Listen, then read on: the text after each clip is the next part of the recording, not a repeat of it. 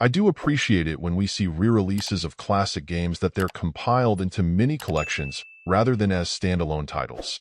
With both Over Horizon and Steel Empire being more classic side-scrolling shooters, their pairing also feels appropriate, and given the titles span 3 different systems, this is also an interesting window into how differently titles could play on them.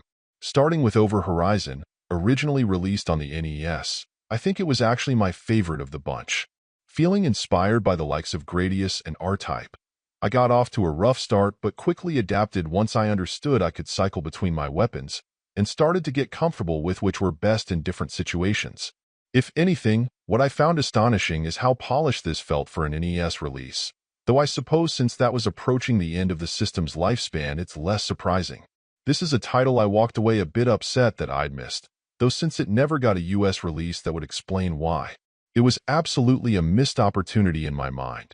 In the case of Steel Empire, both the Game Boy and the Mega Drive releases are included, with both English and Japanese versions represented for the sake of thoroughness. I've played an up-converted version of it on Switch already in the form of The Legend of Steel Empire, so these did feel more familiar. The closest to that experience is the Mega Drive version, sporting a somewhat washed-out color scheme and pretty challenging action where you'll need to keep an eye on enemies coming from both the left and the right. Weirdly, even though the Game Boy version of the game is decidedly more primitive, as you'd expect, I also found that I liked it more for some reason, likely just coming down to the general feel of play. For hardcore shooter fans, or simply people interested in video game preservation efforts, I think this is a pretty cool release.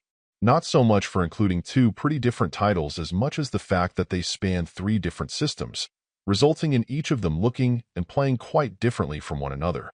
Throw in the fact that Over Horizon wasn't released in the US originally, and this is an opportunity to check out what I'd consider to be an impressive shooter that seems to have been a victim of coming along so late in the lifespan of the NES. If you're a big genre fan, this is well worth a look.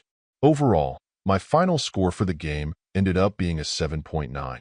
And if you're interested in picking it up, it's currently available on the Switch eShop for $14.99. Thank you for taking the time to listen to this review. And if you'd like more information or ideas of indie games worth checking out on Switch, be sure to click on the link provided in the description. Until next time.